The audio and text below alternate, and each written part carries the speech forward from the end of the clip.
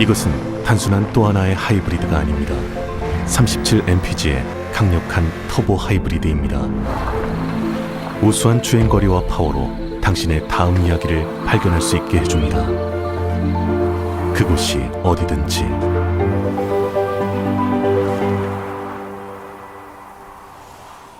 올류 소렌토 터보 하이브리드, 세계 최초의 스토리텔링 머신.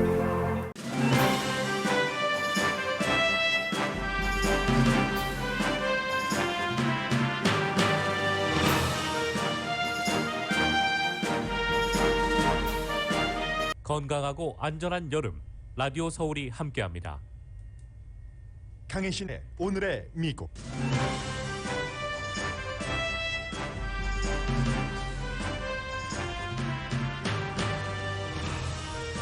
의회 도서관에 폭발 위협이 있어서 지금 관계 당국이 수사 중입니다. 아프가니스탄에서의 미군 철군을 미국인은 3분의 2가 지지합니다. 드물게 민주당, 공화당 소속 국민들의 의견이 일치합니다. 그러나 세계의 시각은 미국인들과 한참 다릅니다. 단기적으로는 미국이 국제사회에서 신뢰를 잃어가지만 장기적인 전망은 다르기도 합니다. 바이든 대통령이 연방교육부 장관에게 학교에서의 마스크 착용 의무화에 반대하는 주지사들에 대해 모든 법 조치를 강구하라는 지시를 내렸습니다. 백신 접종을 안 한 환자를 진료를 거부하는 의사들이 늘어납니다. 백신 접종을 한 환자가 피해자가 된다는 이유에서인데 논란입니다. 트럼프 전 대통령이 허용했고 바이든 대통령도 유지하도록 결정했던 알래스카 오일 시추 계획을 연방 판사가 막았습니다. 아마존이 백화점 오픈을 검토하고 있다고 월스트리트저널이 보도했습니다. 8개월 된 아이가 심장 수술을 하는데 수술비가 없다는 소식을 들은 한 올림피언이 올림픽 메달을 경매에 붙였고 그 뒤는 모두를 미소 짓게 하는 일이 일어나고 있습니다. 여러분 안녕하십니까? 오늘의 미국 강혜신입니다. 어쩐 일인지 보통 이제 9시 때 10시, 8시 처음에 이제 시작할 때는 가장 핫한 뉴스들을 TV 방송에서 하죠. 지금 케이블 뉴스를 여러분들께 헤드라인을 전해드리면서 보고 있는데 약 5분 전, 10분 전쯤인가요? 마지막으로 제가 점검을 했었던 때가 그 이후에 상황이 종료된 것인지는 모르겠습니다. 광고 나가는 동안 다시 한번 확인을 해드리겠는데 연방의사당 그 의회 도서관 근처에 수상쩍은 그 자동차가 있어서 픽업 트럭이라고 하죠. 그래서 지금 사진으로 보니까 픽업 트럭입니다. 그 안에 누군가가 타고 있기도 했고 폭발물 위협이 있기 때문에 지금 관계 당국이 의회 경관이 되겠죠. 수사 중이라고 하고 의사당 도서관은 물론이고 의사당의 뭐 여러 사람들도 대피 중입니다.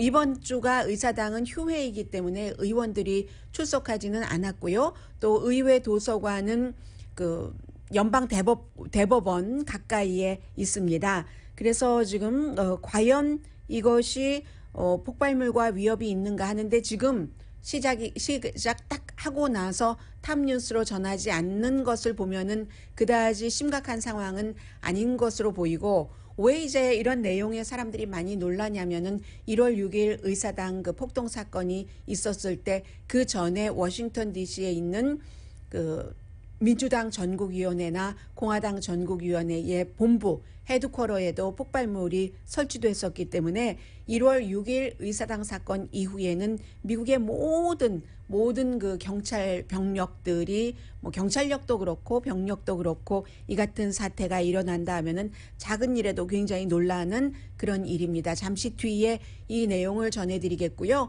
역시 미국은 이 시간에 어제 24시간 동안 2,400명밖에 아프가니스탄에서 사람들을 탈출시키지 못했다. 미군 병력이 이런 내용을 보도하고 있는데 오늘 아침에는 여러분들께 이 내용을 보고 있는 미국 사람들의 시각, 세계의 시각, 그리고 또 한국에서 특히 그 한국 사람들이 보수와 진보로 나뉘어서 여러 가지 그 논란 있는 시각들을 내고 있는데 그 부분은 맨 마지막에 전해드리고 굉장히 역사적인 순간이고 역사적인 전환점이고 그리고 또 뭐 굉장히 인도주의적이고 인간적인 그런 스토리이기도 하기 때문에 아프가니스탄 사태를 전해드리겠는데 우선 미국 사람들은요. AP통신과 그 노크 센터가 여론조사를 했으니까 가장 평이한 여론조사라고도 말씀드릴 수 있는데 3분의 2가 아프가니스탄 전쟁은 가치 없는 전쟁이다. 그러니까 미군 철군이 당연하다 하고 답을 한 거죠. 여기에 또 더군다나 최근 들어서 이런 일이 별로 없는데 민주당과 공화당 유권자들의 답이 거의 비슷합니다. 민주당이 조금 더 많이 철군하는 것이 옳다. 그런 전쟁을 왜 돈 써가면서 미군들 다쳐가면서 숨져가면서 하느냐. 민주당 67%, 공화당 57% 해서 전반적으로 62%거든요. 62%면 과반수보다 훨씬 많은 거잖아요. 그리고 이제 대통령의 국가 안보에 관한 정책하는 것에 대해서는 52%가 지지를 했고 국제정책, 대체적인 모든 것을 총괄해서 47%가 지지를 했습니다. 성인 1729명을 대상으로 8월 12일부터 16일까지 조사를 했고 오차 범위는 3.2% 포인트 플러스 마이너스입니다. 바이든 대통령이 이 사건이 있고 나서 대국민 연설을 한 번 했고 ABC 방송과 조지 스테파노폴로스 전 빌 클린턴 전 대통령의 비서실장이었던 사람 이제 그 사람과 인터뷰를 ABC에서 지금 방송하고 있으니까요.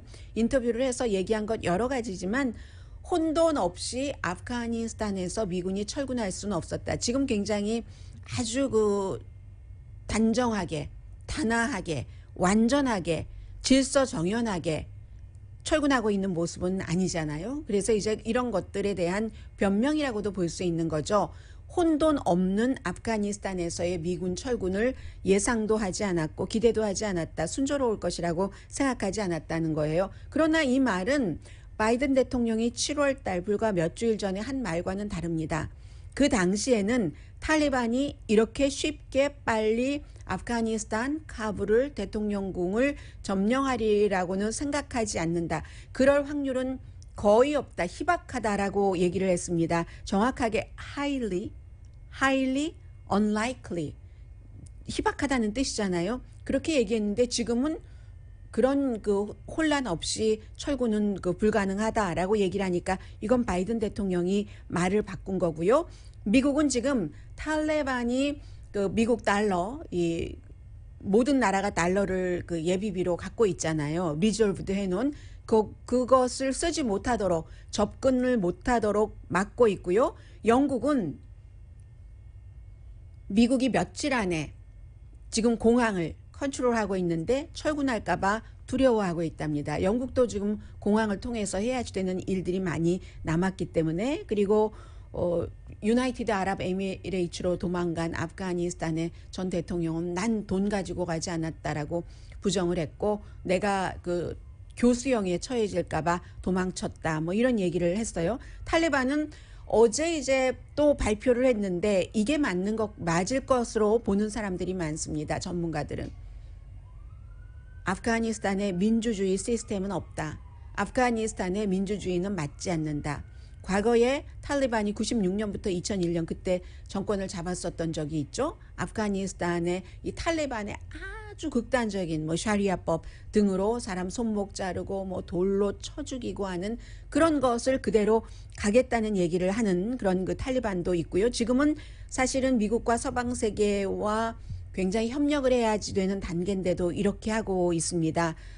또 여성들 피해받는 여성들 나오고 있고요. 뉴질랜드에서 아프가니스탄 통역을 한 사람이 뉴질랜드어로 통역한 사람이 37명인데 그 사람들 지금 무서워서 벌벌 떨면서 공항에 가서 비행기를 타면 좋은데 공항까지 가는 길에 잡히고 마는 거죠. 탈리반에게. 그런 상태는 그렇습니다. 지금부터는 거의 이제 장기적인 전망까지 내놓고 세계는 아프가니스탄에 어떻게 해야지 되는가? 세계와 미국과의 관계, 미국과 아프가니스탄과의 관계는 무엇인가 하는 것을 정확하게 정립을 해준 이코노미스트의 서로 다른 두 가지 기사를 통해서 지금 아프가니스탄 사태와 미래를 좀 보겠습니다. 첫 번째는 아프가니스탄에서 그 미군이 철군을 함으로 인해서 어떻게 될 것이고 어떻게 이제 아프가니스탄을 해줘야지 되는가 하는 그 부분인데, 미국이 이코노미스트는 거의 2조 달러를 썼다고 계산을 하고 있습니다. 그리고 2,000명 넘게 미군이 숨졌지만 거기에 비해서 아프가니스탄 사람은 11만 7천 명이 숨졌습니다. 2001년부터 미국이 들어간 그 뒤부터. 그 이후에 조금 풍요로워졌기는 한다지만 다시 자유를 20년 겪은 뒤에 과거로 돌아간다는 것은 아프가니스탄 사람들에게 더 큰 고통이 될 것이고, 그리고 탈레반은 이제 과거보다 무기도 좋아졌고 전리품이죠. 슈퍼파워가 그냥 뭐 다 수습하지 못하고 간 그런 그 슈퍼파워 미국을 단독으로 이기고 차지한 전리품입니다. 물론 파키스탄 등의 도움은 있었지만 해서 이제 그 미국도 손해를 보지만 3,900만 명 되는 아프가니스탄 사람들 그 안에서 나오기를 원하는데 나오지 못하면 굉장히 고통받을 것은 뭐 당연한 거고요. 미국이 아프가니스탄에 민주주의를 확고하게 심어주지 못한 여기에 대해서는 크게 놀라지는 않는다고 했습니다. 한 나라가 한 42년을 내전을 겪었는데 그 사이에 구소련도 들어갔다 나왔고 어떻게 스위스 같이 그런 나라가 될 수 있으랴라고 얘기를 하고 있죠. 물론 원래의 침략 목적은 뭐 성공했다고도 볼 수 있다고 지적을 합니다. 알카이다를 섬멸하는 그런 것이었었으니까. 그러나 아프가니스탄과 미국은 동맹은 동맹이지만 독일과 미국의 동맹과 다르다. 일본과 미국과의 동맹과 다르다 하는 것을 지적을 합니다. 아프가니스탄은 동맹이라고 하기보다는 굉장히 약한, 동맹은 동맹이지만 미국에 완전히 전적으로 의존을 하는 동맹이었다는 거죠. 그런데 바이든 대통령이 그렇게 아프가니스탄이 의존을 했는데 아프가니스탄 사람들을 보호하는 것에는 완전히 실패를 했다고 얘기합니다. 스테파니 폴러스 ABC 앵커와 인터뷰에서도 미국 사람들을 전부 아프가니스탄에서 안전하게 탈출을 시킬 때까지 미군 철군 안 한다고 했습니다. 원래 8월 31일로 마지막 철군 날짜를 잡아놨죠. 그것 넘길 수도 있다 하는 것이 가장 중요하게 인터뷰에서 얘기를 한 건데 아프가니스탄 사람들을 보호하는 데는 실패했다는 거죠. 그런데 이게 아이러니한 게 미국이 몇 년 동안이나 아프가니스탄에서 철군을 할 때 아프가니스탄 사람들을 어떻게 보호할 것인가 하는 연구를 했고 계획을 세웠는데 그게 이렇게 안 돼 버렸다는 겁니다. 중간에 이제 아프가니스탄 그 군대를 그냥 탈레반에게 유지하는 것, 이 정도에만 그 만족을 해왔었기 때문에 그리하여 탈레반을 협상 테이블에 놓기로 이제 작전을 점점 바꾼 거죠. 그래서 군인이 10만 명에서 줄고 10,000명으로 줄고 또 트럼프 전 대통령이 마지막에 더 많이 줄여서 바이든 대통령이 될 때는 한 2,500명 정도밖에 안 됐잖아요. 트럼프 전 대통령이 물론 탈레반과 협상을 했습니다. 그런데 이 바이든 대통령이 얘기하는 트럼프 전 대통령이 협상을 해놨기 때문에 5월 1일까지 철군하도록 아니면 탈리반과 다시 전쟁을 했었어야지 된다는 바이든 대통령의 말은 변명에 그치지 않는다고 얘기를 합니다. 바이든 대통령은 트럼프 전 대통령이 탈레반과 맺은 그 협상을 꼭 지키지 않았어도 된다는 게 이코노미스트의 해석이에요. 그 협상을 지킬 이유가 없다는 그런 그 해석입니다. 그리고 멀리 빠져나와서도 원격으로 조정할 수 있다고 생각을 한 것은 거의 망상에 가깝다고 얘기를 합니다.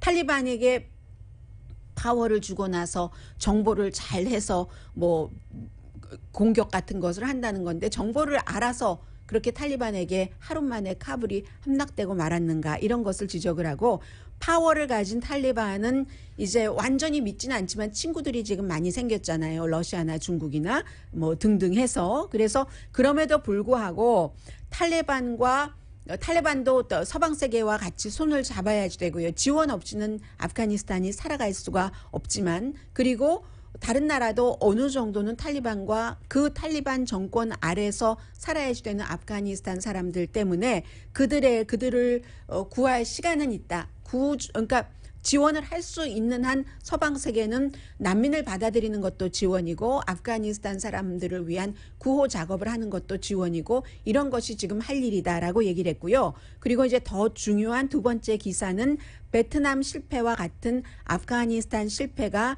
미국의 전환점이 된다. 세계에도 전환점이 된다 하면서 미국과 세계와의 관계를 얘기를 했습니다. 미국의 적들은 참 고소하다라고 생각을 하고 있고요. 뭐 러시아를 포함을 해서 그리고 모든 나라들은 자신들이 처한 위치를 돌본다 하는 거죠. 장기와 단기로 나누는데 단기부터 전합니다. 탈리반은 우선 세계가 알았다는 거죠. 미국도 알았다는 거죠. 북베트남이 아니라는 것을 알았다는 겁니다.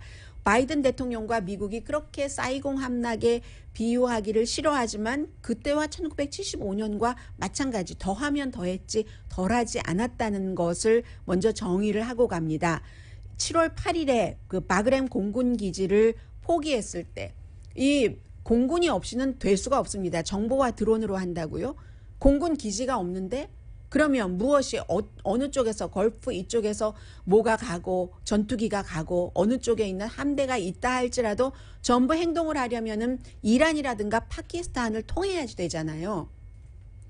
이란이나 파키스탄 허락을 받든 허락을 받지 않든 이란과 파키스탄, 미국과 좋지 않습니다. 그래서 이제 그런 것들이 우선 있고 카불 대통령궁에 들어간 탈리반들도 놀랐다는 것 아니에요. 슬리퍼 신고 슬리퍼 띡띡띡띡 끌고 들어갔는데 아니 이렇게 쉽게 우리에게 하면서 그 아프가니스탄 그 대통령이 포기하고 도망간 그 책상에 앉아서 이런 승리를 우리도 예상하지 못했다라고 고백을 한 것. 그리고 지금 그 미국 공항에 공항을 그러니까 아프가니스탄 공항을 미군이 딱 가지고 있지만 탈리반이 점점 여기에 대해서 화나할 것이다. 왜 저들은 빨리 나가지 않는가? 그래서 영국도 사람들을 빨리 이제 데리고 나오고 해야지 되는데 미국이 지금은 그래도 잡고 있으니까 그런데 며칠 안에 미국에서 할 일만 하고는 싹 또 철군해 버릴까 봐 굉장히 걱정한다는 거잖아요.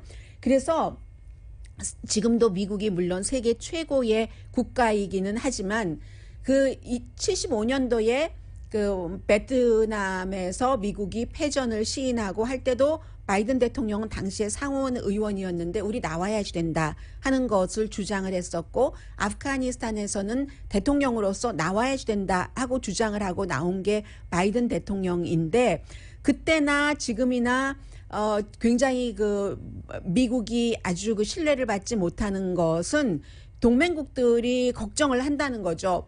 그 이웃 나라들은 이웃 나라들대로 걱정을 하고 멀리 있는 나라들도 부자 나라들도 우리에게 난민이 얼마나 들어오느냐 이런 그 걱정들을 하고 있고 대신에 이제 좋은 나라는 뭐 중국이라든가 러시아는 뭐 여러 번 말씀드렸어요. 좋고 대만은 굉장히 걱정하고 있다는 얘기합니다. 실제로 대만의 관계자들이 인터뷰에서 대만은 뭐 지금 이전에도 1970년대 말에도 미국이 중국과 중공과 외교 관계를 맺을 때 또 그 당시에 이미 배신을 한번 겪은 나라가 대만이기도 하고요. 그래서 이제 미국의 그 정보와 원격 조정으로 탈레반을 우리가 어떻게 억누를 수 있다, 테러를 일으키지 않도록 할 수 있다 하는 것은 공군 기지 없이 드론을 마음대로 쉽게 띄울 수 없다는 것으로 이제 여기서 단기적으로 미국의 어려움 이런 것들을 얘기를 하고 있고요.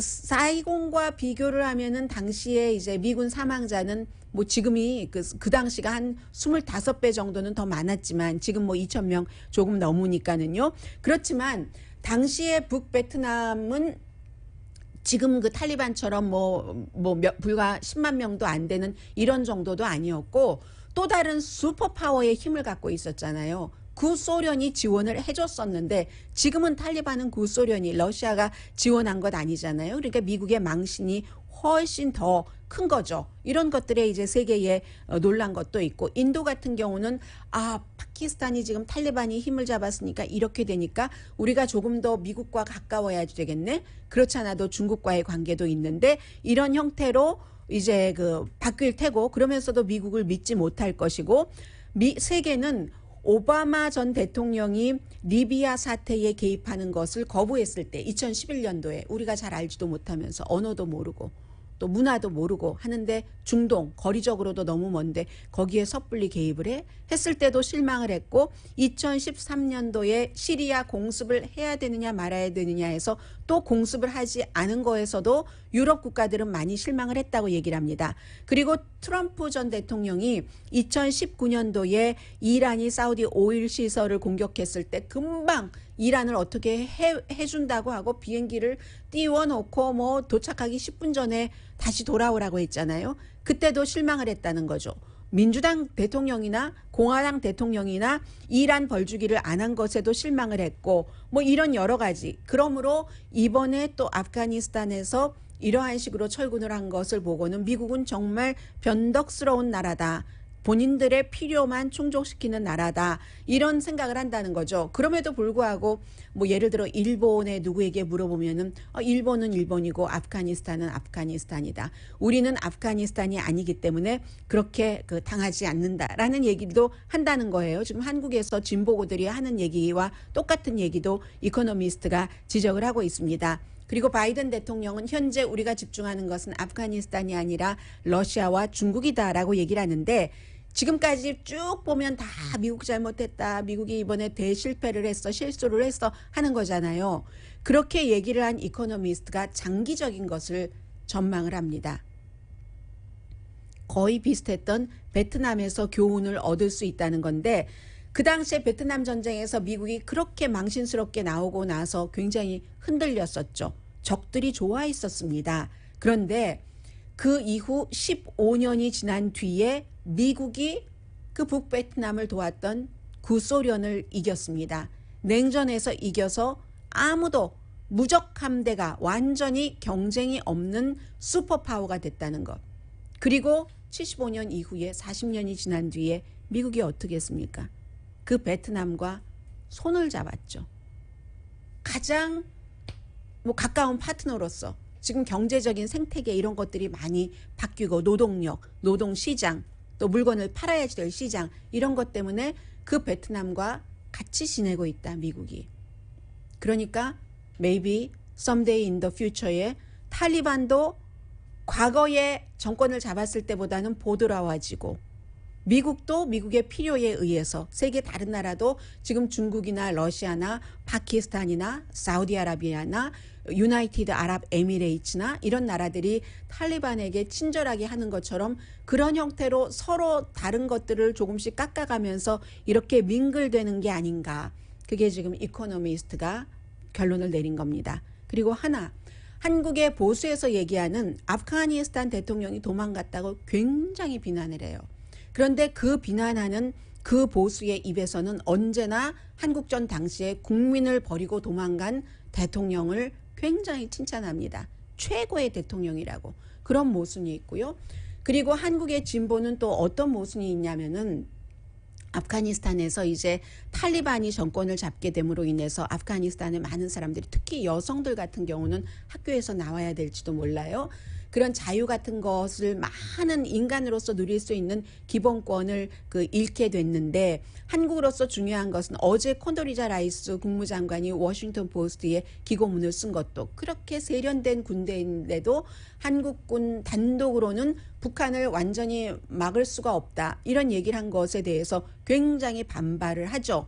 그리고 그것이 사실일지 아닐지는 국방 전문가들도 완전하게는 알지 못할지 모릅니다. 그런 일들이 아직 일어나지 않았기 때문에 북한은 핵을 갖고 있고 그렇게 말하는 데는 여러 가지 이유가 있겠죠. 한국이 경제력이나 아니면 군대나 그 무기나 이런 거 탈레반이 아프가니스탄 정규군에 비해서 불과 몇 분의 1밖에 안 됩니다. 숫자는. 무기는 허접했습니다.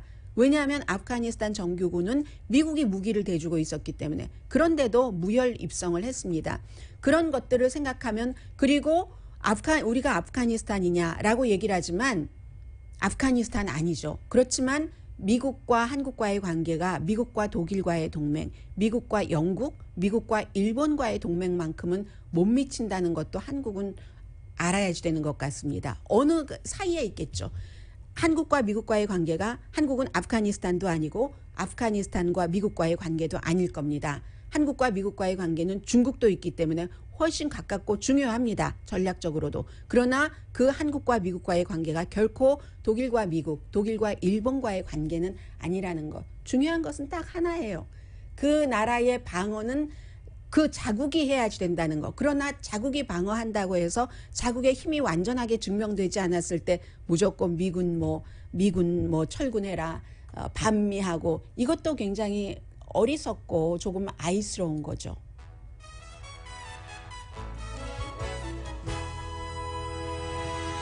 오늘의 미국은 전문가가 추천하는 이민법, 가정법 전문 지인정 종합법률사무소, 미주류 언론과 유명 인사들을 감동시킨 미주 판매 1위 카후나 마사지 체어, 한인 기업의 자랑 카후나 마사지 체어, 코지다운 갤럭시 거위털 이불은 잠이 솔솔 오게 하는 기능성 거위털 이불, 거위털 이불 전문회사 코지다운, 친절하고 자세한 상담으로 절개를 최소화하는 복강경 수술 전문 장지아 외과, 매일 아침 재래식으로 직접 만드는 검정콩 생순두부, 수라원 순두부, 우리 가족 면역 충전 프로젝트는 한국 홈쇼핑에서 챙기세요. 한국 홈쇼핑 공동후원입니다. 잠시 뒤에 또 중요한 뉴스들 전합니다.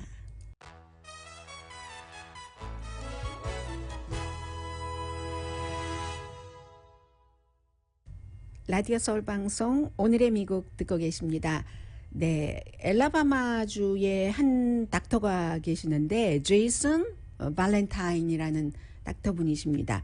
이분이 딱 그 페이스북에 본인의 사진과 어떠한 그 내용을 그 붙여 놓으셨는데 진료실 그 문에 붙여 놓으신 거예요. 나는 백신 접종을 받지 않은 환자는 진료할 수가 없다 하는 겁니다. 굉장히 논란이 많죠. 그럴 수 있다와 아니면 의사가 환자를 가려받아? 뭐 이런 얘기를 하는데 이렇게까지 하는 데는 이유가 있었죠. 이분의 백신 접종을 받지 않은 환자에 의해서 백신 접종을 받으신 환자분이 감염이 돼서 숨지셨답니다. 그 뒤로 이 의사가 내린 결정입니다. 이 발렌타인 그 닥터는 내가 다른 그 환자에게 백신을 접종받으라고 할 수도 없고 그렇게 해서도 안 되지만 그렇게 자유하니까 그렇지만 나의 또 다른 환자를 그 환자 때문에 고통받게 할 수는 없다는 게 의사로서의 이분의 그 양심, 철학적인 양심이라고 말씀드릴 수 있겠죠. 코비드가 얼마나 사람을 비참하게 숨지게 하는데 보셔서 아시는 거죠. 이분은 그렇습니다. 그러니까 많은 사람들이 아니 모든 사람들 다 케어하겠다고 했었던 그 서약은 어디 간 거야? 라고 하지만 상황이 상황이니만큼 이해하시는 분들이 많으시고요. 어제 그 어제 아니고 화요일 날 로스앤젤레스 타임즈에도 어떤 그 닥터분이 그 기고문을 썼는데요. 본인은 코비드 환자를 치료하는 의사랍니다. 그 코비드 환자를 치료하는 의사로서 백신 접종을 받지 않은 사람들에 대한 연민은 이제는 요만큼도 아주 조금도 남지 않았다라고 얘기를 하시면서 이분은 제발 좀 맞아라. 응? 제발 말 좀 들어라. 맞아라. 뭐 이런 식의 쓰셨거든요. 근데 좀 전에 말씀드린 그 발렌타인 닥터는 엘라바마잖아요. 엘라바마가 전국에서 백신 접종률이 가장 낮은 주에 속합니다. 2번 다 백신 접종 받은 사람은 36%밖에 되지 않기 때문에요. 지금 뭐 하루 감염자 몇천 명 나오는 주가 굉장히 많고 하기는 엘라바마주의 공화당 주지사가 백신 접종 받지 않은 사람을 그 비난을 했죠. 그래서 이제 이 백신에 대해서는 이제 어제 9월 20일부터라고 발표를 했고 존슨앤존슨에 대해서는 지금 이런 발표입니다. 어제와 뭐 특별히 다르지 않아요. 존슨앤존슨이 뒤늦게 시작을 했기 때문에 추가 백신 접종은 부스터 접종은 백신 접종을 받고 이제 8개월 지난 뒤에 하는데 이게 이제 그 모더나와 파이저 mRNA 방식이냐 아니면 존슨앤존슨은 mRNA 방식이 아니기 때문에 지금까지 mRNA 방식 파이저나 모더나 백신을 받으신 분들은 기간이 지나면서 효력이 많이 떨어진다 하는 것이 나왔기 때문에 충분한 데이터가 나왔기 때문에 이제 추가 접종을 확실하게 한 것이고 존슨앤존슨도 데이터가 지금 조금 부족해서 그렇지 결국은 추가 접종을 받게 될 것이다. 이제 이런 방향으로 나간다는 거예요. 몇 주일 안에 데이터가 나온다고 하니까 존슨앤존슨은 어차피 접종이 늦었기 때문에 뭐 3월 달부터인가 했기 때문에 8개월 지나려면 11월 돼야 되잖아요. 그 사이에 이제 나오는 거죠. 데이터가. 해서 아마 존슨앤존슨 접종 받으신 분들도 접종을 또 받으셔야 되겠죠. 이 경우는 존슨앤존슨은 또 같은 mRNA 방식이 아닌 존슨앤존슨 방식의 존슨앤존슨 백신을 맞게 되겠죠. 그리고 중요한 것은 이제 영국에서도 또다시 데이터가 나왔는데 이게 백신 접종을 받으신 분들이 감염되실 확률이 적은 것 분명해요. 감염돼도 병원에 가실 확률이 적은 것도 분명하고 사망하는 확률은 너무너무 적은 것도 분명합니다. 다만 내가 그러니까 바이러스에 걸렸을 때 백신 접종을 받으신 분들은 덜 아프잖아요. 안 받으신 분들보다. 그리고 증상도 없는 경우가 많은데 그 채로 다른 사람들에게 감염시키는 이 전이율은 백신 접종을 받지 않은 사람과 거의 비슷하다는 겁니다. 이게 굉장히 중요하죠. 그래서 그렇기 때문에 마스크를 써라. 나도 모르니까 백신 접종을 다 받았기 때문에 건강관리도 잘하고 잠도 잘 자고 하니까 내가 걸렸는지 모르는 거예요. 모르는 상태에서 다른 사람들에게 감염시킬 수 있기 때문에 그렇다는 거고 여기에 이제 계속 이제 많은 대부분의 공화당의 주지사들이 개인의 자유가 있는데 왜 국가에서 마스크를 써라 말아라야 학생들에게 백신 접종 받지 않은 학생들에게 어린 학생들에게 이렇게 서로 팽팽하게 가고 있는 거잖아요. 말하자면 주교육부는 공화당 주지사인 경우는 그 자신의 주교육부를 동원해서 학생들에게 마스크 쓰는 것을 의무화하는 교육부나 그 교육 관계자들에게 불이익을 주는 것을 검토를 합니다. 근데 이게 주에서 끝나는 게 아니잖아요. 미국이 연방이 있죠. 연방에서 바이든 대통령이 연방 교육부 장관에게 지시를 했습니다. 어떤 지시냐면은 학생들을 마스크를 쓰지 못하도록 하는 그런 주지사와 주의 법적으로 할 수 있는 모든 방법을 다 해라. 이건 곧 소송을 해라. 이런 거잖아요. 할 수 있다면. 소송을 왜 합니까? 그 주지사의 마스크 쓰지 못하도록 하는 그 같은 행정명령 같은 것을 또 중지하도록 하는 그런 그 법적인 그 효력을 갖고 있잖아요. 그래서 이제 지금 미구엘 카더나 그 교육부 장관이 그 점에 대해서 열심히 그 일을 하고 있고 학생의 안전을 위해서 질병통제국의 안내를 따르라는 얘기고요. 연방교육부에서는 그리고 질병통제국에서는 학생들의 안전을 위해서 그런데 이제 그런 것에 반대하는 주정부에서는 자유 그리고 이거 상당히 정치적인 거다. 정치적으로 바이러스를 위험스럽게 보이게 해서 정치적으로 뭔가 민주당 정부에서 이득을 얻기 위해서 그러는 거야. 이게 이제 지금 공화당의 주장이잖아요. 그런데 이게 만약에 서로가 예를 들어서 서로가 정치적인 것이 얼만큼씩은 있겠죠. 정치인들이 하는 행위니까 정치 행위입니다. 그런데 이 케이스의 정치 행위는 그렇게 구태여 정치 행위라고 따지면 민주당이 이길 확률이 높죠. 민주당에선 지금 정치 행위라고 하지 않습니다. 바이든 대통령도 교육부 장관도.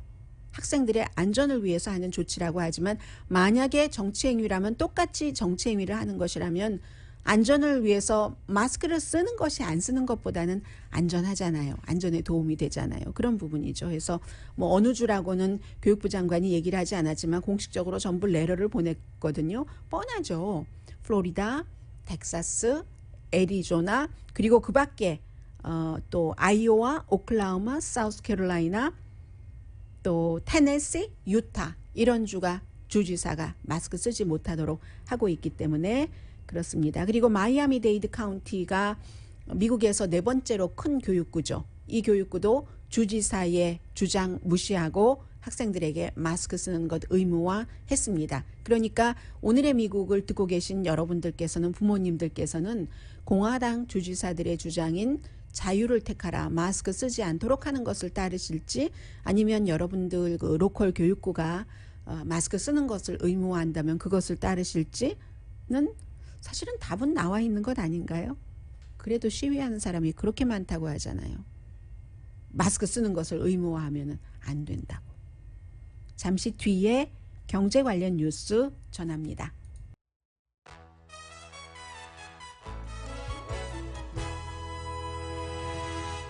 라디오 서울 방송 오늘의 미국 듣고 계십니다. 아마 워싱턴 그 의회 도서관 인근의 수상쩍은 그 차량은 큰 문제 없는 것 같습니다. 지금까지 속보가 나오지 않는 것을 보면은요. 보통 사건이라는 게 그렇거든요. 처음에 막 시작이 됐다 할 땐 이거 뭔가 하다가 거의 별일 없이 끝나는 경우가 많죠. 그런데 이제 미국에서 9.11 테러 사건 이후에 특히 또 워싱턴 의사당 사건 이후에는 작은 것을 보고도 많이 그 신경을 좀 써야 되는 그런 환경, 뉴스 환경이 됐습니다. 지방 판사가 그 알래스카 그 트럼프 시대의 오일 시추를 허용한 그것을 바이든 대통령도 That's okay 했어요. 그랬는데 이것을 그렇게 하면 안 된다 하고 판결을 내렸습니다. 해서 그 10월 달에 내무부에서도 그 허가를 인정을 했죠. 그 코노코 제가 뭐 회사 이름은 잘 모릅니다만 코노코 필립스라는 원유를 뭐 생산하기도 하고 그쪽 엘래스카 그 북쪽 지역의 땅을 얼마나 갖고 있나요? 130만 에이커 정도를 갖고 있는데 여기서 오일 시추를 해라 하고 허용을 했기 때문에 시설도 지어야지 되고 길도 놓고 또 뭐가 있나요? 파이프라인은 당연하고 프로젝트 이름이 윌로우 프로젝트라고 하는데 이것을 허용을 하고 또 다른 두 가지도 고려를 할 그럴 예정이었는데 지금 판사가 셔런 글래슨 판사인데 이 판사는 오바마 전 대통령이 지명한 판사입니다.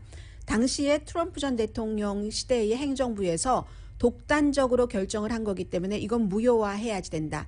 그 당시에 그 엘라스카의 폴라베어 곰에 대해서 어떤 나쁜 영향을 미치는가도 충분히 검토하지 않았고 그 밖에 많은 그 환경 리뷰 그리고 무슨 온실가스 방출 이것도 뭐 회사마다 미국 회사냐 아니면 뭐 해외 회사냐 해서 외국 회사에는 뭐 예외를 두는 등 이런 형태로 충분하지 않고 불안정한 형태에서 결론을 내렸기 때문에 이건 아니다. 독단적인 결론이라고 했거든요. 원래는 만약에 하면은 하루에 16만 배럴을 생산할 예정이었는데 결국은 뭐 행정부가 해줘도 환경보호그룹이라든가 여러 곳에서 고소를 했기 때문에 이런 결론이 나왔고 환경보호국에서는 굉장히 환경보호국이 아니라 환경보호론자들은 지지하는데 이게 이제 지방판사의 판결이기 때문에 최종적인 것은 아닙니다. 그런데 이제 이런 경우에 보통 회사가 이렇게 눈여겨보고 있다가 이건 끝까지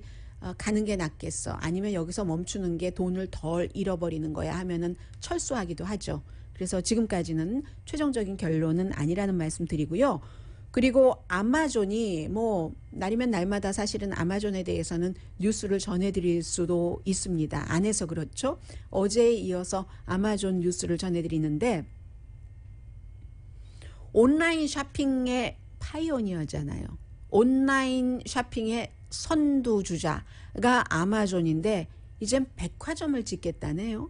뭐 최종적으로 딱 해서 그 아마존 측에서 발표를 한 건 아니지만 월스트리트저널이 아마존에서 하고 있는 이 프로젝트를 발표를 했는데 백화점을 여러 군데 캘리포니아주가 그 넘버1 대상이래요. 오하이오주와 캘리포니아주에 이 정도 되면은 뭐 백화점 짓는 거죠. 그런데 지금까지 우리가 알고 있던 백화점과는 다른 겁니다. 그 넓이부터 한 10만 스퀘어 피트 정도는 돼야지 백화점이다라고 사람들이 부르는데 쇼핑몰, 디파트먼트 스토어. 그런데 아마존에서 지금 기획하고 있는 것은 3만 스퀘어 피트 정도니까 한 뭐 3분의 1 정도 되는 거잖아요. 그리고 당연히 온라인에서 이렇게 팔아보다가 아마존 추천 제품하고 아마존 제품을 판다는 겁니다. 옷이라던가 가전제품이라든가 가구 이런 데서 상표를 돈 더 벌겠다는 얘기예요. 그리고 온라인으로만 하면은 완전하지 않잖아요. 이 세상에 완전한 게 어디 있겠어요. 그러니까 온라인과 오프라인을 같이 하겠다 하는 건데 전에도 뭐 서점이라든가 온라인 서점으로 시작한 데가 온라인 이 피지컬 그 스토어를 만들었고 그로서리 스토어도 하고 있잖아요. 홀푸드 마켓. 그래서 특히 옷 같은 경우는 사람들이 입어보고 싶은 마음이 너무 강렬하기 때문에 이렇게 한다는 겁니다. 콜하고 메이시스가 이윤 좋다 이렇게 발표를 하더니 또 경쟁자가 생기는 거네요. 월마트가 아마존에 손든 것이나 마찬가지인데 어제의 뉴스에 따르면 미국에서 지난 1년 사이에 최대 매출이잖아요. 아마존이 월마트보다도 더 많이. 그럼 지금 콜과 메이시스가 피지컬 그 스토어 가운데서는 뭐 킹 오브 더 킹 정도라고 할 수 있는데 그래도 뭐 아직 2019년 그 이전으로는 회복하지 못했지만 이제 아마존과 또 대결을 해야지 되는 새로운 그 시장 이런 것들이 열리는 거죠. 무슨 게임하는 것 같아요. 무슨 전자게임 같은 것 하는 것처럼 끊임없이 긴장하고 땀 흘려야지 되는 전자게임을 한 번도 안 하면서 말은 하네요.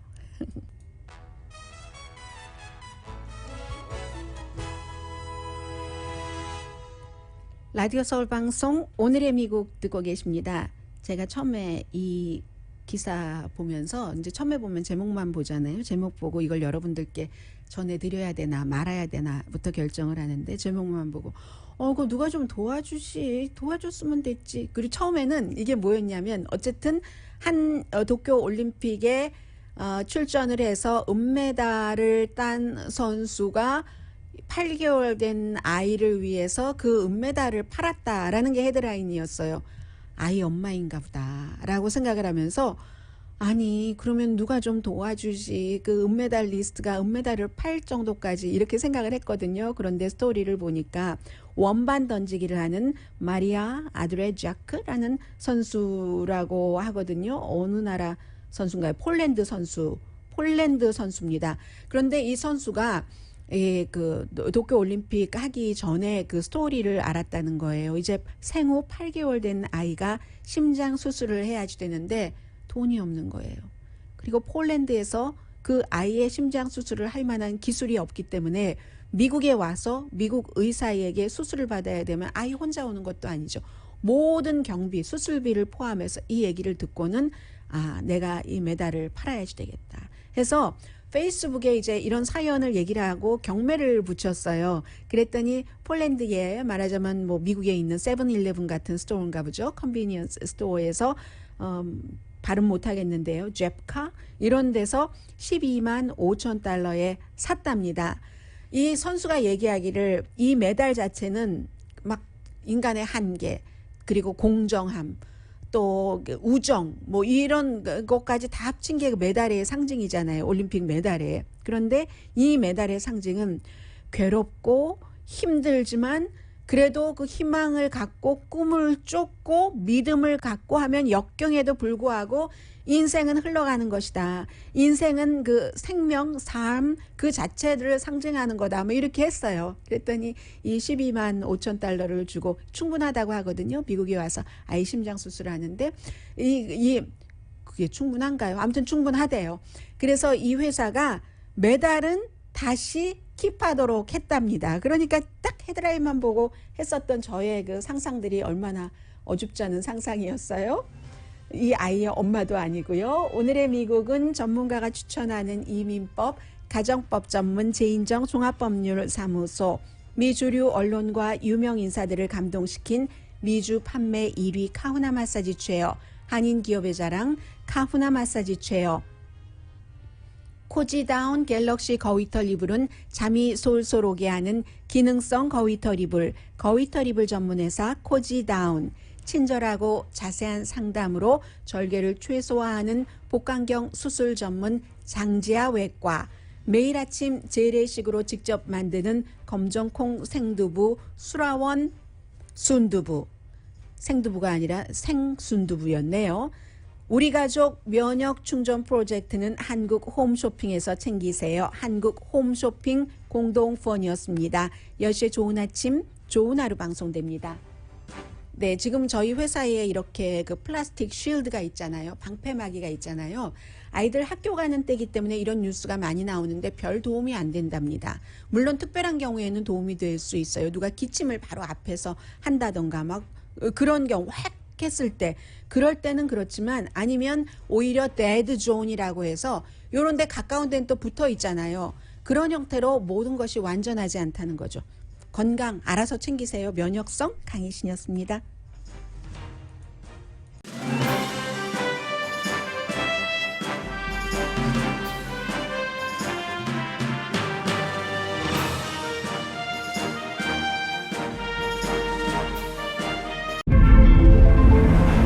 이것은 단순한 또 하나의 하이브리드가 아닙니다.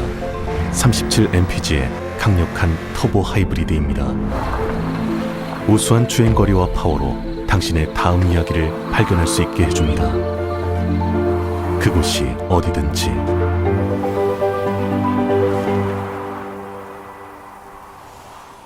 올류 소렌토 터보 하이브리드, 세계 최초의 스토리텔링 머신.